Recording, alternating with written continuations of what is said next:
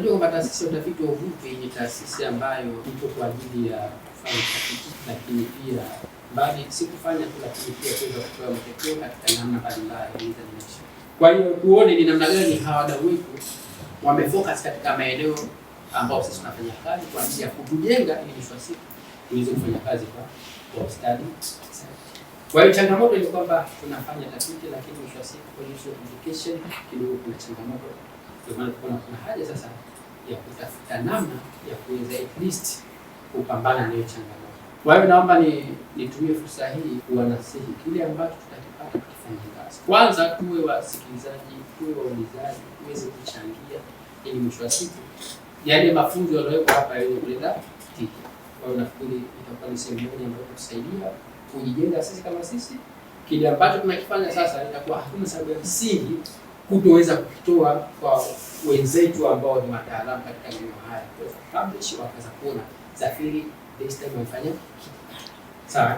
Lakini pili, kama Zafiri tuna wajibu wa kutoa taarifa kwa wadau mbalimbali wakiwemo policy and decision makers. Kwa hiyo kuonyesha policy brief itatusaidia sasa kuweza kusimplify kile ambacho tumekifanya scientifically au technical na kuweza kurahisisha at least wale mawaziri na wengineo ambao mtasaidia kuweza kuelewa na kuweza kufanya kazi. Sababu tunajua kwamba kwenye tafiti mwisho wa siku tuna method ambayo tunasubiri, sio tunapata result, lakini mwisho wa siku tuna recommendation, na hicho ndio kitu muhimu ambacho wadau wetu hasa watunga sera wanakihitaji. Mmefanya nini? Mmegundua nini? Mnashauri kitu gani?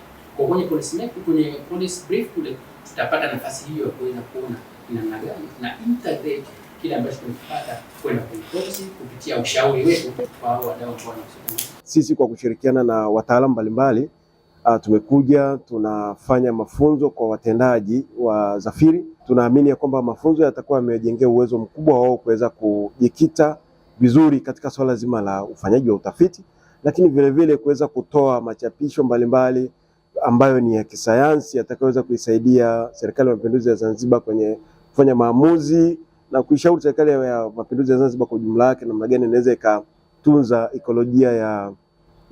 ekolojia ya bahari.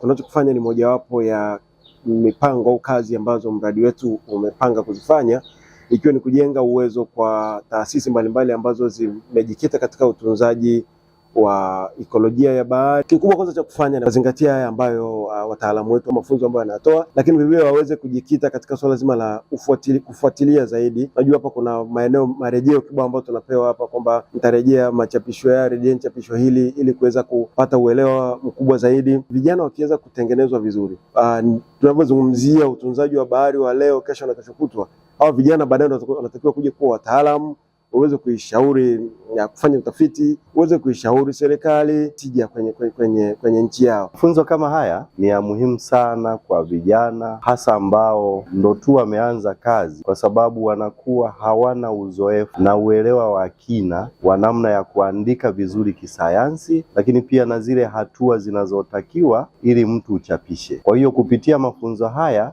wameelekezwa namna ya kuandika maandiko ya kisera ambayo yanawashawishi watunga sera kuweza kutumia matokeo ya tafiti ambazo wanakuwa wameziandaa. Tunaamini kwamba mafunzo haya yamekuja muda mwafaka, hasa kwenye maeneo ya uchumi wa bluu ambako nchi yetu ya Tanzania kwa ujumla imetia mkazo sana kwenye uchumi wa bluu, na kwa maeneo kama ya Zanzibar asilimia kubwa ya uchumi wake unategemea mazao ya bahari. Niwaase vijana wote wafanye kila wanaloweza ili kupata mafunzo kama haya ambayo yatasaidia kuliendeleza taifa letu kwa kufanya tafiti zinazoendana na sera yetu ya miaka 50.